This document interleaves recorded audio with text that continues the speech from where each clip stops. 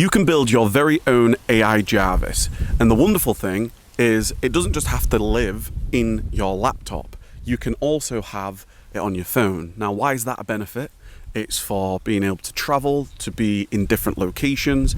If you're in and out the car, you're going to different meetings, you don't want to walk around with your laptop on your knees. You want to be able to just get your phone out and speak or type to your own AI Jarvis. So what we're going to do in this video is I'm going to go onto the laptop and I'm going to share with you how you can build this so it's mobile responsive. Let's begin. So I'd like to introduce you to Mattar. Mattar is my own AI Jarvis. Now, when I'm on the laptop view, you'll see that this is the laptop view where I can put that on my TV, I can put it on my laptop screen, but it's so important to see what the view is on different devices. So what I've done is specifically also adapted this to mobile view. So you can see on screen here, this is what my Mattar looks like on mobiles. And on my mobiles right now, it's exactly, you can see the preview and I can publish this out and I can push it to my phone. But what you'll see as a demonstration is, first and foremost, I can immediately type. So there's going to be times where you might not want to use voice, right? You might be in the middle of a meeting, you might be traveling where you want to ask something maybe a bit more sensitive. So you can type as well, right? So you can just get onto your phone and you can type a message, or you can just, in my case, tap to activate. And what you'll see is that the screen is responsive to the device, right? So as I change mobile view to laptop view, then I can go onto a tablet view, and this still needs a little bit of work. I don't use tablets as much, or phone view. And at this point, I can speak to him or I can message him.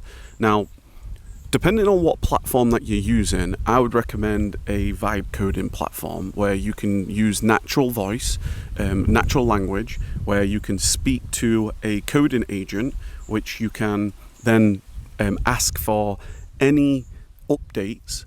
And as long as you say, update this for the mobile responsive, it will start to make the changes. So you'll see I've got my Mattar awareness at the top here.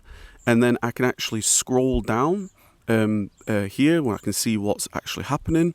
I can minimize this. I can go into the menu as normal, and it's the same, but it's responsive. You just got to be very, very aware that when you're building it for laptop view, it's going to be different than on a mobile view. It's going to be different on a tablet view, depending on what your devices fundamentally are. So this is just a real quick tip that whenever you're giving prompts, always consider the different views, always consider the different devices that you use, because when you're on your phone, you're traveling, it makes sense for you to also have it on a mobile device. So let me know your thoughts. Are you currently building your own AI Jarvis? Mine's called Mattar. Are you making it mobile responsive? If you're interested in a Mattar demo, you can actually click the link down below, which will give you access to a workable demo. You can't break anything. You can just see and get a feel for what the whole project is and what you can do and what the capabilities are for inspiration. Because as we move into the future and as we move into the future of artificial intelligence, having your own second brain, your own Jarvis is going to be super, super valuable. So my name's Kev. Thank you so much for being here on the YouTube channel. Please give it a big thumbs up, hit the subscribe button, and there's going to be a video that pops up right here which shares with you how to build step by step. Speak soon.